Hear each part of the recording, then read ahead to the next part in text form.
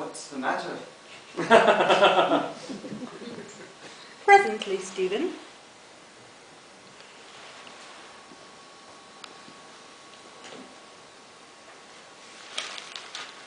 Don't begin to read, Stephen. I shall require all your attention. It was only while I was waiting. Don't make excuses, Stephen.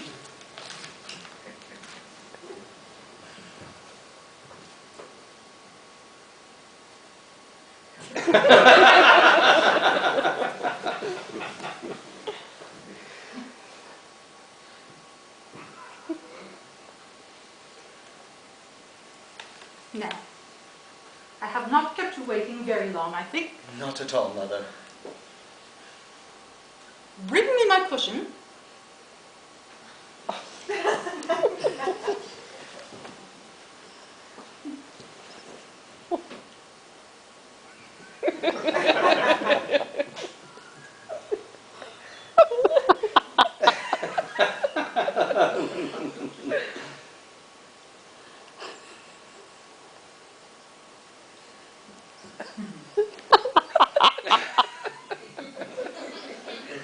Sit down.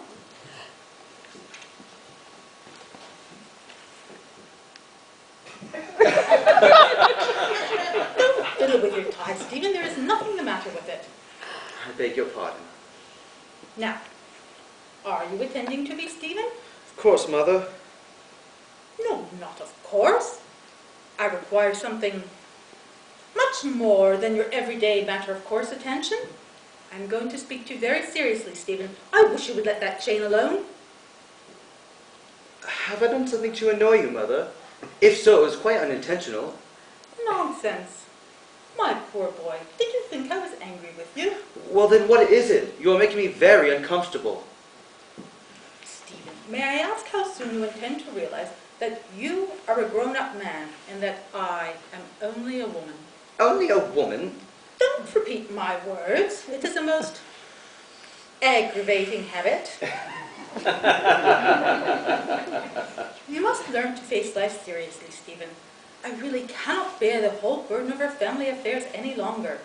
You must advise me. You must assume the responsibility. I? Yes, you. You were 24 last June. You've been to Harrow and Cambridge. You've been to India and Japan. You must know lots of things now. Unless you have wasted your time most scandalously. Well, advise me. You know I have never interfered in the household, Mother. No, I should think not. I don't want you to order the dinner. I mean in our family affairs. Well, you must interfere now. They're getting quite beyond me. I have often thought sometimes that perhaps I ought. But really, Mother, I know so little about them, and what I do know is so painful, it's so impossible for me to mention them to you. I suppose you mean your father.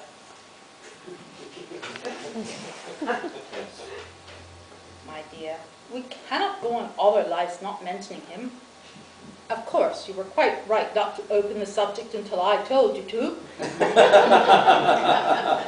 But you're old enough now to be taken into my confidence and to help me deal with him about the girls. But the girls are all right. They are engaged. Yes, I have made a very good match for Sarah. Charles Lomax would be a millionaire at 35, but that is 10 years ahead. In the meantime, his trustees, under the terms of his father's will, cannot allow him more than £800 a year. But the will also says that if he increases his income by his own exertions, they may double his increase. Charles Lomax's exertions are much more likely to decrease than to increase his income. Sarah will have to find at least another £800 a year for the next 10 years. And then they will be as poor as church mice. And what about Barbara? I thought Barbara would make the most brilliant career of you all. And what does she do? Joins the Salvation Army. Discharges her maid. Lives on £1 a week. Then walks in one evening with a professor of Greek whom she has picked up in the street. who professes to be a Salvationist and plays the big drum for her in public because he is head over heels in love with her. I was rather certainly taken aback when I found out that they were engaged. Cousins is a very nice fellow. Nobody would ever guess that he's from Australia. Adolphus' cousins will make a very good husband. After all, nobody can say a word against Greek. It stamps a man at once as an educated gentleman. And my family, thank heaven, are not pig-headed Tories. We are Whigs and believe in liberty. Let the snobbish people say what they please. Barbra shall marry not the man they choose, but the man I choose.